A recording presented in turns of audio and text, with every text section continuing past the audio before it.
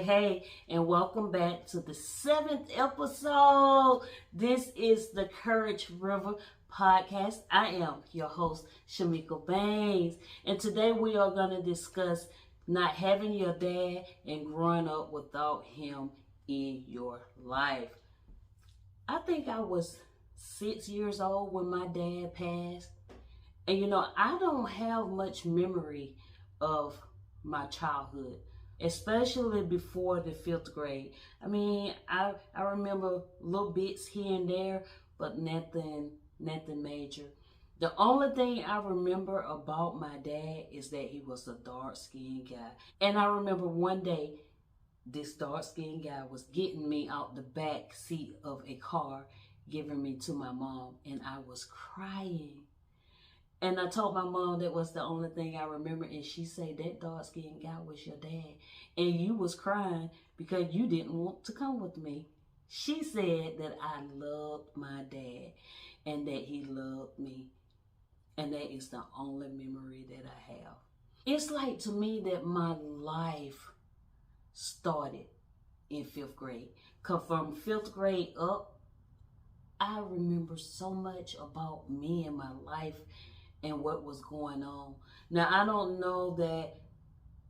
know if I had trauma from my dad passing, and maybe that's why my memory isn't good about my younger years.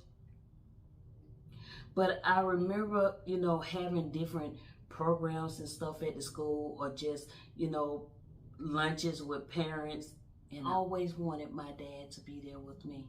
For me, watching other kids have their dad pick them up, carry them on their back or around their neck, or the dad just being there with them, the dad, looking at them and smiling, the dad holding their hands, the dad like throwing them up in the air. I always wanted that. I used to think, what if my dad was here? Would he be at all my PTO meeting or parent conferences? Would he come eat lunch with me? Would he pick me up? Would he give me those hugs that I see other dads giving their kids? I always just wanted to have my dad. I wanted to know what he looked like. I wanted to know whether I looked like him or not. I wanted to know, I wanted to see his smile. I wanted to smell him. There was some thoughts that were on my mind as a little girl, and growing up. And I'll be honest with you, I am 45 years old, and I still wish I had a dad. Sometimes I still think about, would my dad be proud of me because I graduated high school? Would he be proud of me that I took a year and a half of business courses at a college? Or would he be upset with me because I didn't finish? Would he have been there with me when I got married and divorced? Would he be happy that he got 2 granddaughters? Would he spoil them? Would he be in their lives? Would he go eat with them when it was grandparent day at school? I always wonder those things because in my life, I always wanted my dad there. And I couldn't have him. And there was nothing I could do about that.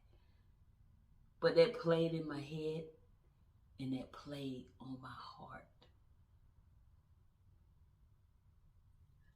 I searched for a while looking for a picture for my dad, asking different people, trying to find a picture.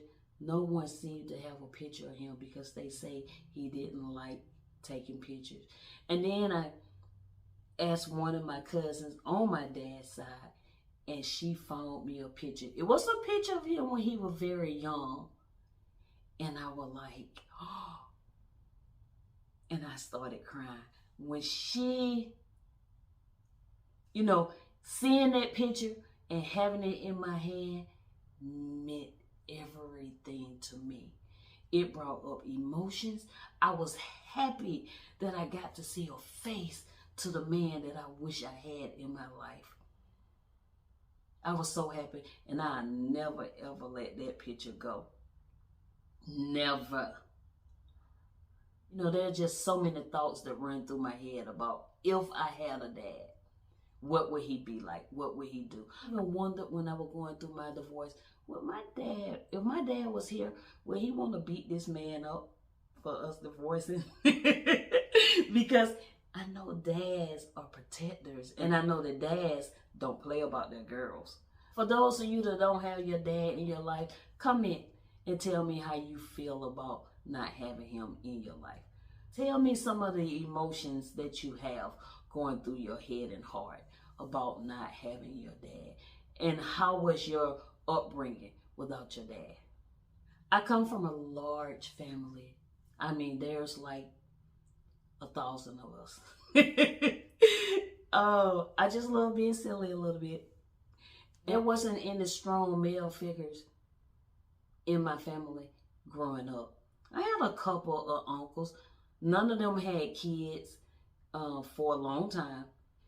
They wasn't the uncles that disciplined us or tried to tell us what to do. Our mom got on to us. I don't even recall me getting a whooping when I was little.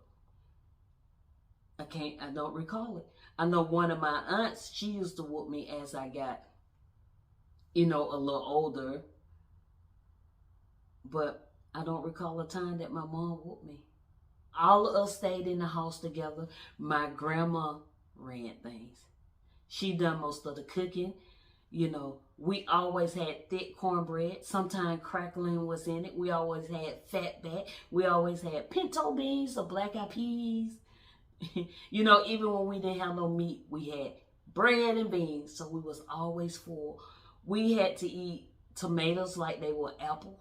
Or we sliced them up, put a little salt and pepper on them, spread mayonnaise on the bread. That was the perfect sandwich. We had bologna. We could eat it as is, or we could fry it and put some mustard on it. But our grandma made sure that we had food. Granddaddy wasn't there. I've learned that one thing that was missing from my family growing up was discipline and strong male figure. There was never a male figure that disciplined us. There was never a male voice in the house that got on to us or that played with us or told us anything. I remember growing up, I had a family that loved to fight. And my family stuck together. If someone didn't like one of us, the rest of us didn't like you. If someone wanted to fight one of us, there was going to be a lot of us that were going to be involved in that fight. Our mothers and grandmothers always told us to stick together no matter what. And guess what they told us? It don't matter who win the fight, long as you stand your ground and let people know that they can't run over you. And if they hit you, hit them back. That was the thing that I was taught coming up. I don't think I really learned discipline until I got in my major relationship and got married. And was it hard for me? Yes. And you know why? Because I didn't know the male voice. Know a strong male voice. I didn't know a male voice that would lead. I didn't know a male voice that showed me love, that showed and told me love. Of course, I know my uncles and my family loved me, but you know what? Those words weren't said in our home. I think we all knew we was loved, though, by grandma making sure that, we were fed, our moms buying us, certain things, or maybe letting us play out in the yard and maybe one of our uncles or someone watched us, but that was about as good as it got. But my grandmother, she would say those words a little bit more than everybody else. Oh, we loved grandma. We obeyed grandma. Grandma spoke and we did it. It was sometimes hard for me as a wife to listen to my husband because I was like, who are you to tell me what to do or try to tell me what to do? And not that no one was bossing me, but it was just the principle of not having that male voice or figure growing up. But thank God that I got into church and I learned, the order of families, as God being the head and the man being, under God, but over me and then the kids. I learned that. And so I took that to use. And that's how I learned to be a little more disciplined. And was able to, let my husband lead at that time. I was 42 or 43, I think, when I finally learned where my dad's grave was. I don't know why I didn't never think to ask any of my aunts on my dad's side, where his grave was. But I can tell you, I was talking to my friend one day and I told him that it was buried at this white church that I think sat up on a hill.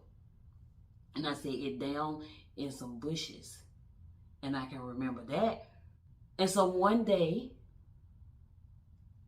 I decided to call one of my aunts, my dad's sister, and she told me the name of the church he was buried at. And I went to it. And Lord and behold, that little white church around those bushes was the same memory I had in my head. It wasn't like up on a hill, but it was the church that I had seen. And I went out there to my dad's grave. One of the deacons had put a stick out there and put a white piece of cloth around it, so I would know that it was my dad. And I cried. And my friend stood there and let me have my moment. And then I laughed because I was happy. Grave was a little bit sunken and muddy, and bushes was like up around it a little bit. But my friend made sure to look around it to try to get some of the dirt weighing around it, and he helped me to clean that grave up. All the bushes we pulled from around it, we got some cleaning outdoor Clorox and cleaned up the top of the grave. We put little lights at the foot of it. We put a flower up there. And I was happy. I was happy with that. On Father's Day, I took a flower down there and put on it. And I was so happy. I felt good. I felt like there was a great release within me. I knew where my dad's grave was. And you know what? I stood there and talked to him. Yes, I did. And I was happy. And that void ain't totally gone away, because I still wish I had my dad, someone that I can talk to, someone that I can, tell my problem to, someone that can help me through what I'm going through, a father figure.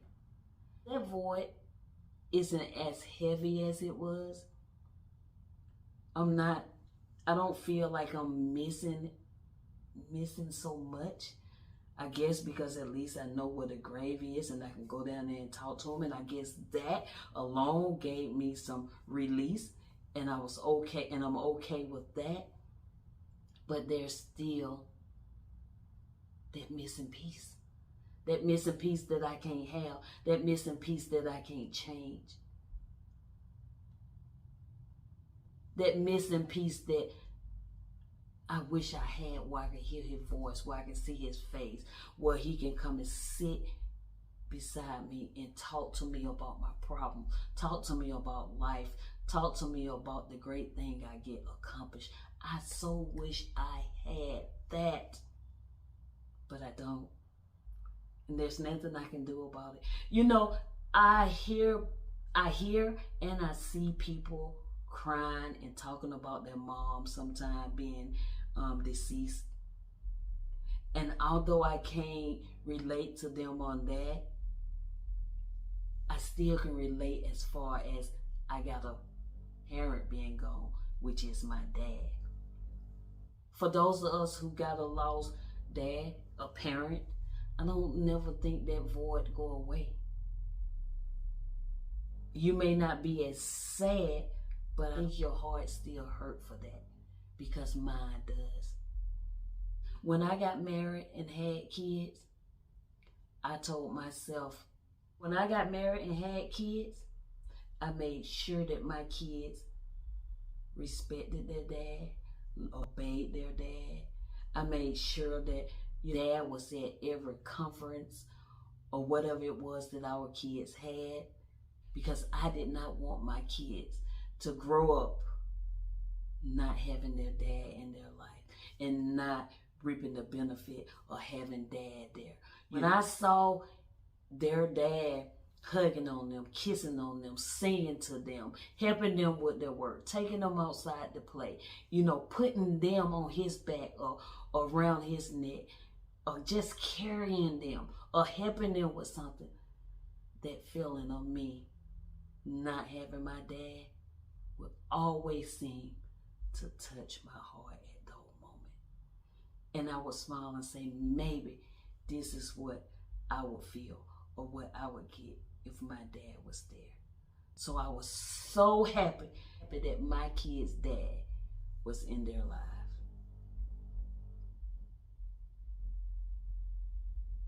When my divorce was final, I made sure that my kids were still a part of their dad's life.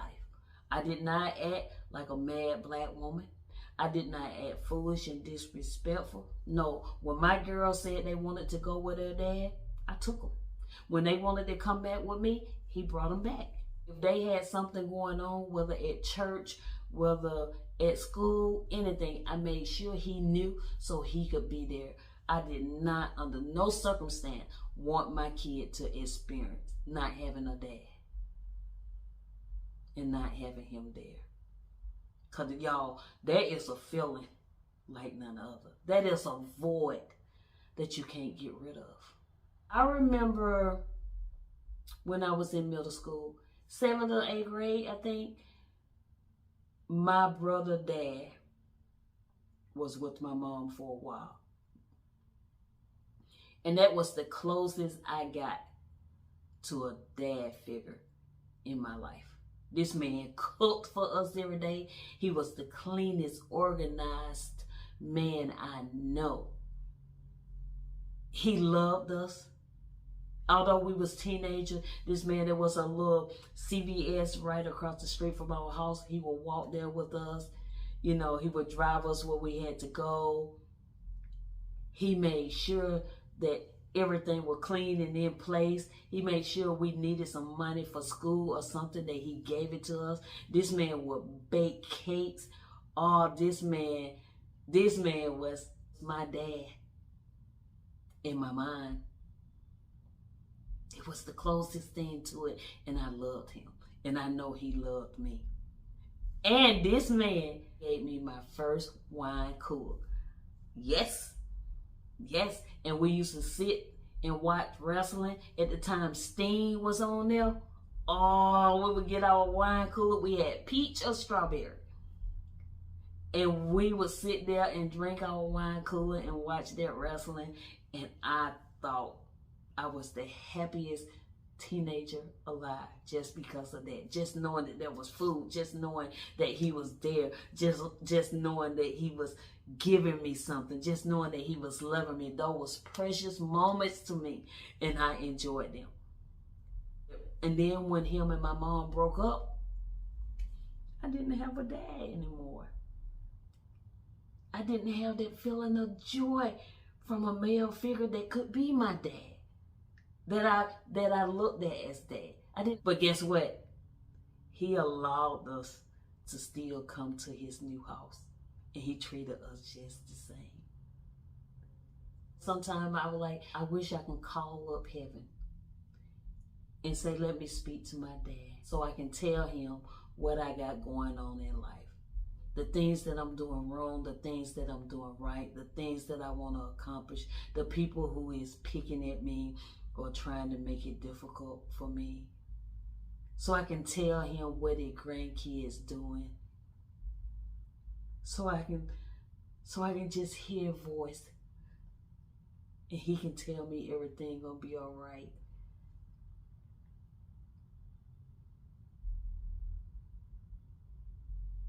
It has gotten lighter, but y'all, it really never goes away. I don't sit around and cry all the time about it. I don't do that, but every now and then I do. And you probably can hear my voice a little bit now that it's a little shaky because it's a touchy talk, but I'm doing it. But I truly understand those people that be crying on Mother's Day and just crying about their parent, about their mom. Although everybody deal with, hurt differently, and I can never feel exactly what they feel, but I do feel the void. I do feel the hurt. I do wish like them that I had my dad. Do you know how many people I would tell my dad to beat up for me? Do you know how much I wish I just had my dad here so that I can cry on his shoulder and he can tell me that it's going to be okay at times?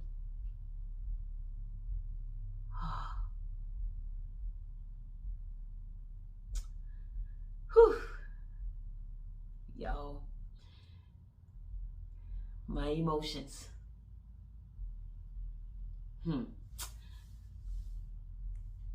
My emotions. Okay, and so that I don't sit here and start crying on you guys, this is the part of the podcast where we share something learned and something improved. And we share this so that others can know that they're not the only one going through something, and maybe they can take it and let it help encourage them somehow.